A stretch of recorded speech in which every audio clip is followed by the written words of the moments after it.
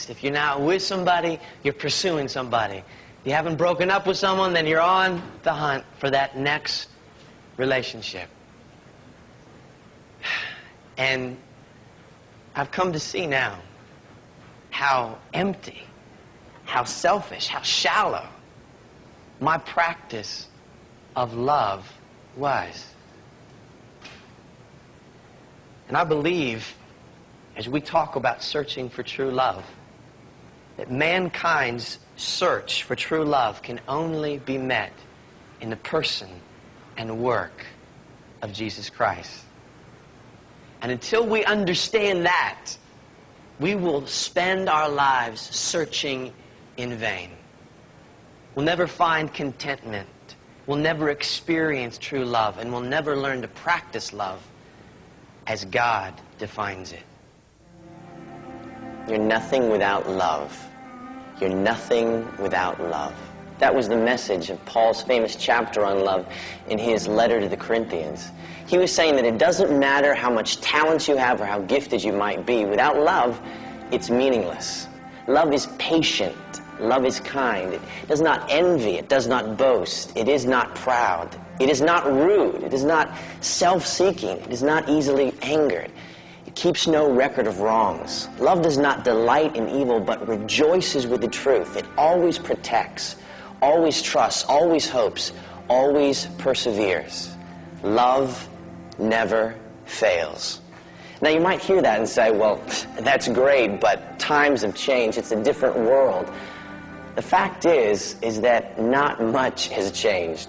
This city that Paul was writing to is a lot like the world that you and I live in. Corinth was not a nice place. It had a reputation for being completely immoral. In fact, if you said you were going to play the Corinthian, it was another way of saying that you were going to give yourself to sexual pleasure. The word prostitute could also be Corinthian girl. That's the kind of place that Paul was writing about true love to. It would be the equivalent of writing a letter on family values to Hollywood today. Good luck. Who is going to listen? Who's going to care? This bustling cosmopolitan port town had actually elevated sex to a religious pursuit. The temple of Aphrodite, the Greek goddess of love, had 1,000 prostitutes. You see, the struggle we face today is very much the same. More than ever, sex is a commodity. Sensuality shouts at us from every corner, from newsstands and from billboards. Love is sex, a magazine ad whispers to us. Sex is pleasure, the movie tells us. And on the radio, in song after song, we're given this message: that pleasure is all that matters. You see, just as in Corinth, we have to fight through the lies of our culture to get to a true definition of love. So the question is, what does God have to say about true love?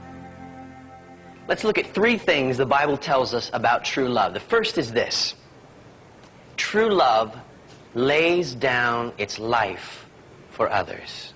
True love lays down its life for others. John 15:13 says, "Greater love has no one than this, that he lay down his life for his friends." True love is selfless. It places the needs of other people before its own. It lays down its life.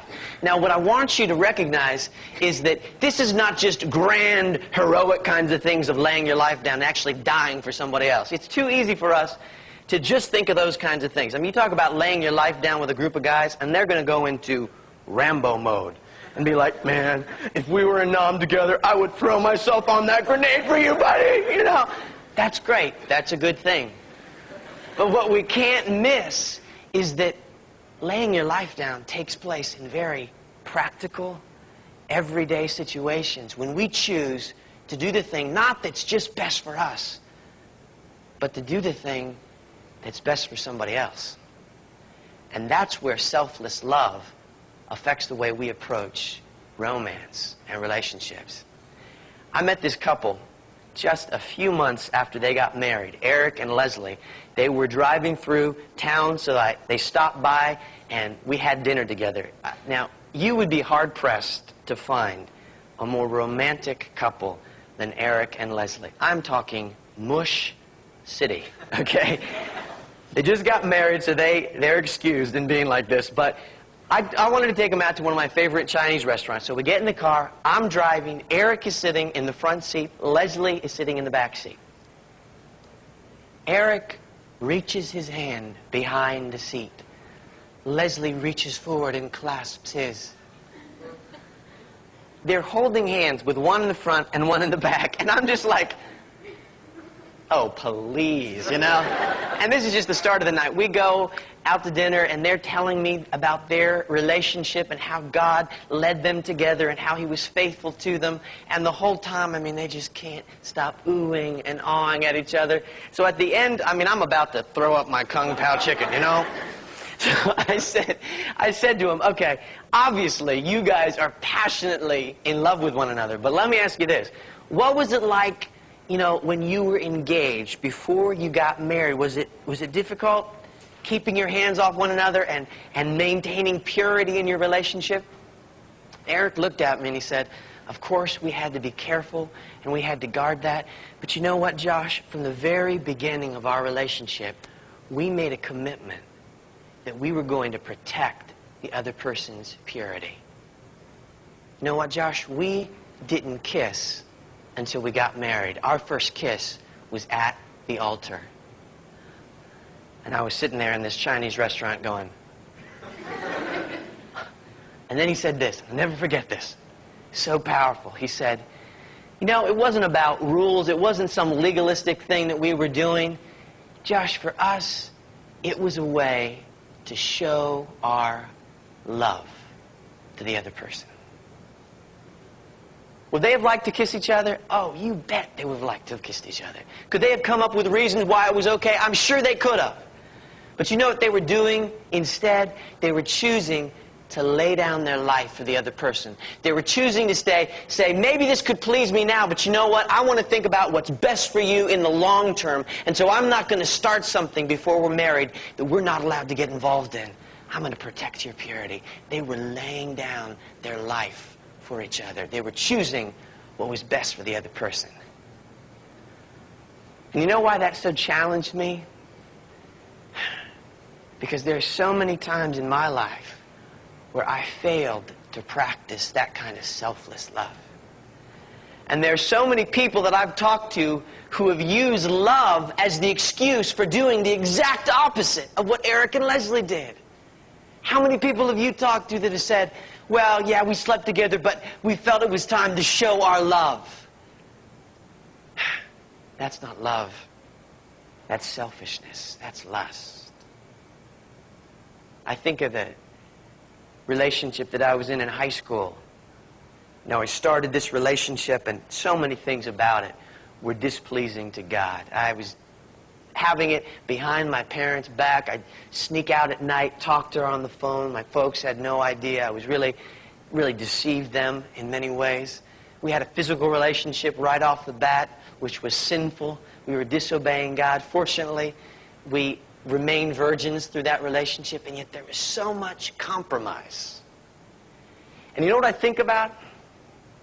I think about the many times that I said to her, I love you. I love you.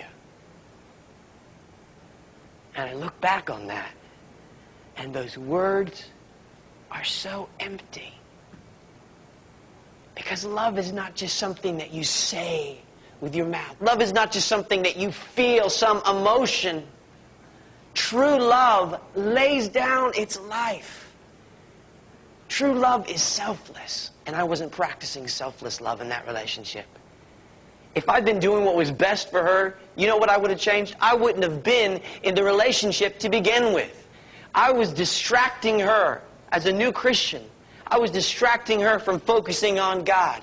I was stealing her attention from the Lord and placing it on myself. I was tearing down her purity. That's not selfless love. That's not love as God defines it. Are you laying your life down for others? Or are you pursuing a relationship when you know the timing is wrong, the focus is sinful, and it has the potential to break another person's heart? Stop.